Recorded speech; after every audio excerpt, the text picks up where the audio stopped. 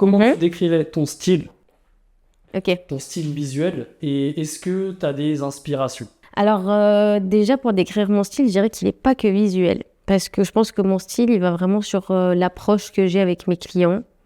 Donc là, je vais prendre comme exemple ce que je fais avec les mariages, mais ça se calque sur tout ce que je peux faire en règle générale, sur tous les projets qu'on va me proposer. Dans le sens où je peux être soit vraiment juste une technicienne. On arrive avec un projet, on me dit j'aimerais ça, ça, ça, je me cale à toi, je te fais ça, ça, ça.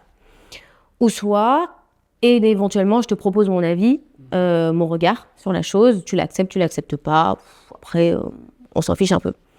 Ou soit, et c'est ce que je fais à 99%, avec 99% par exemple de mes clients, on va plus venir me chercher pour avoir vraiment mon regard sur la chose. D'accord. Et donc, moi, mon regard sur la chose, c'est d'aller chercher l'identité propre du projet. Donc, si c'est pour une société, ça va être le projet en lui-même. Si c'est pour un mariage, ça va être l'identité des mariés.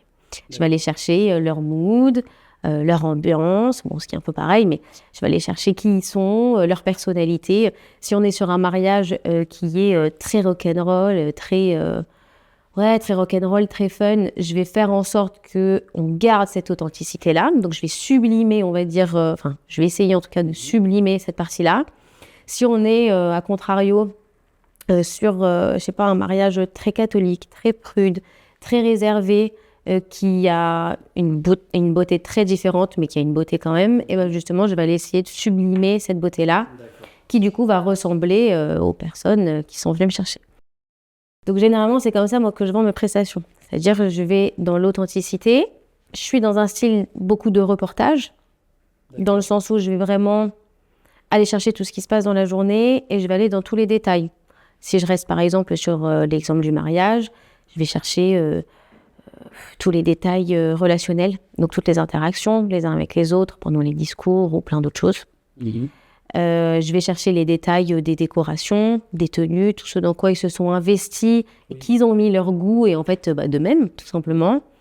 Et plein d'autres tips que pour le moment je vais garder pour moi. D'accord. Mais en gros, c'est un peu ça. Je vais vraiment faire un style de reportage qui va faire que quand les personnes vont revoir derrière les images, que ce soit en photo ou en vidéo d'ailleurs, ils vont avoir l'impression de vraiment revivre la journée et la leur, pas celle de quelqu'un d'autre, ou pas une journée un petit peu impersonnelle. D'accord. Puisque du coup, ce serait plus leur style ou... Et comment tu t'y prends pour ça?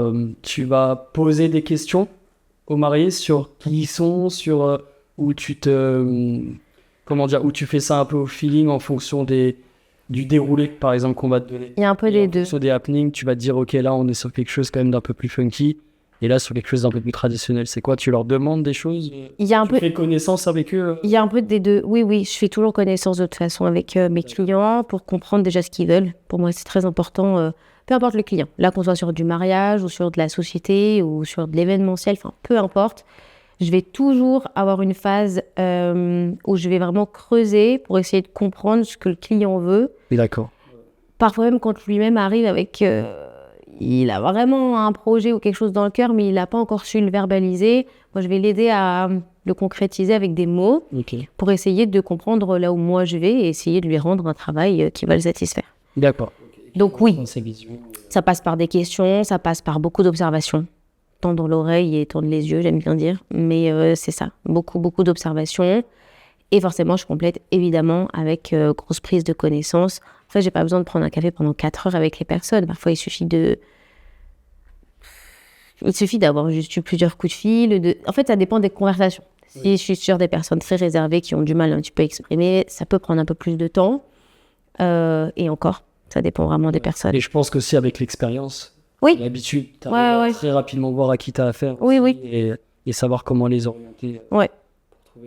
Puis je pense que c'est quelque chose qui est assez facile pour moi de capter ce qui se passe en face, de comprendre ce que la personne veut.